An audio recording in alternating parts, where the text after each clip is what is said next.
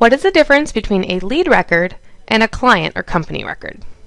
So in my tracker, I call them companies. You might call them clients, or maybe something else. So you'll notice that you have both the companies section and the lead section, which can be confusing to some people. So the way Tracker is set up is the order in which you should add records. So if you do a cold walk into a company and you want to log them in your Tracker system as a company and a lead, you'll want to follow it in this order. First, add the company. So we'll go ahead and hit Add New Record, hit Add New Company, and go ahead and add your new company.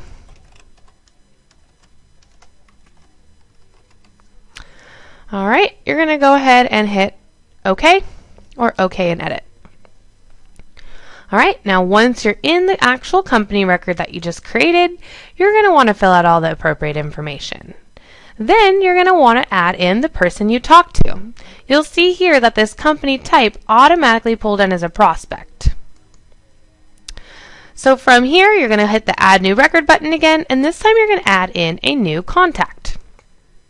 So from here, you're going to say who you talked to over at Company 12345. Well, I talked to Aaron Smith. And you'll see here it automatically brought in the company name because I'm on the company record when I hit the Add New button. And it looks like my company has given me required fields, so I'm going to go ahead and add in all my required fields.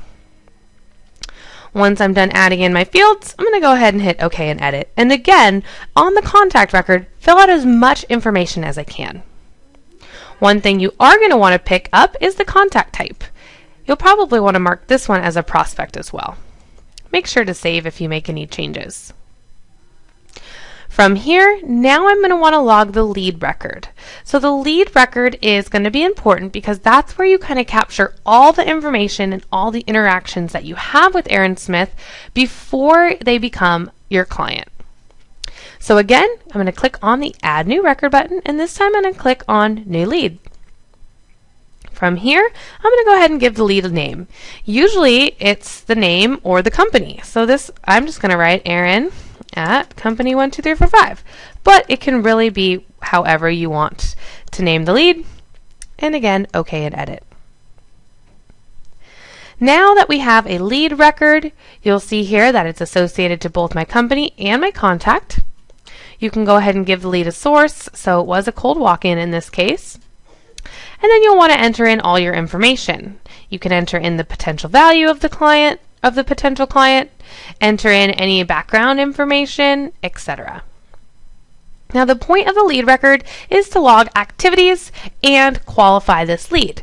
So throughout logging activities or connecting with Aaron over at Company 12345, you'll want to make sure that you're updating the lead qualification. Now, if you don't have anything in these drop-down menus, talk to your boss about qualifying leads and adding in some key phrases on what qualification looks like to you. So if I gave Aaron a call and we talked about budget, I'm going to go ahead and use the Action menu to log an activity. I'm going to log that prospecting call or any other activity type. And I'm going to say, we talked about budget and, he's ready and willing to pay. He knows our price to work with us. All right. Because this call already happened, I'm going to go ahead and hit complete. And if it wasn't a call that already happened, maybe we're logging in the future, we just hit OK, which would leave it at not started. So I'm going to go ahead and hit complete, which completes the phone call. Looks like I have some other required fields in here, so I'll go ahead and fill those in. And now you'll see I've logged one activity, but after I log that activity, after I log that phone call, I'm going to want to come here and we're going to put that the budget to buy our solution is available from a known budget and they're ready. So you'll see here that the money column, it did actually move up to 4. Now maybe on that call I also realized that he is the authority to make this decision. So maybe I want to open up that activity again and say, contacted the correct person or, whatever happened there. So, okay, I updated my activity. I'm just going to go ahead and hit OK. And then from here, I'm also going to want to make sure that the authority is lifted. So you can go ahead and use the sliders over here, or you can use these drop-down menus if you have some pretty good verbiage in there. And then whenever you are done here, make sure you always save your changes. So basically what happens is as you move throughout the lead qualification process, you'll be logging activities, you'll be qualifying your leads.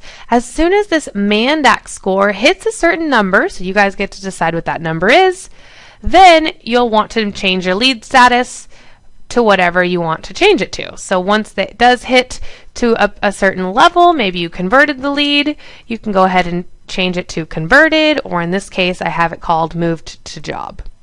So really, once you're done with the lead record, you can go ahead and hit save. That lead will stop, and you'll know that that lead was converted. The last thing you're going to want to do is go into both the company and the contact to make sure you update. So I'm going to use this arrow right here to go over to company 1, 2, 3, 4, 5 and make sure that I change them from a prospect to a client. Now in this case, I only have one contact associated to company 1, 2, 3, 4, 5, so opening up just one record and changing that contact type will be really easy. But what if I had 10 or 15 different contacts here and I wanted to update them all at once?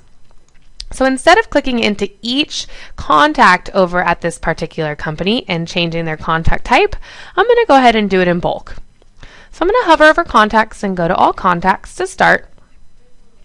And then what I'm going to do is I'm going to use the filter on the right hand side, and we're going to go ahead and find the company details here and start typing in the name of the company.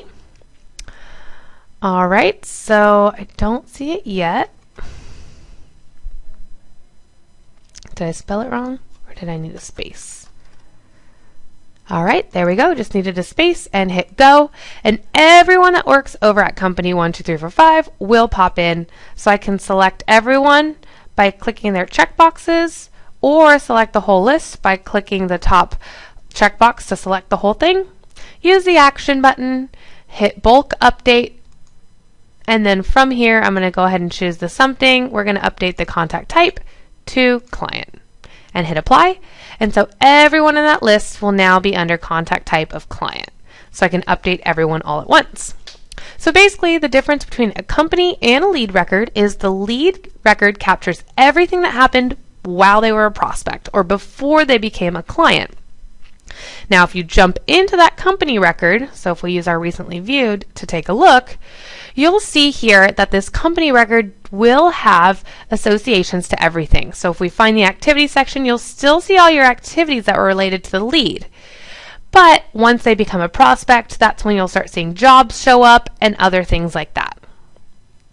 So you'll always want everything in the company record, but again, that lead record is just to capture kind of what goes on during the sales process.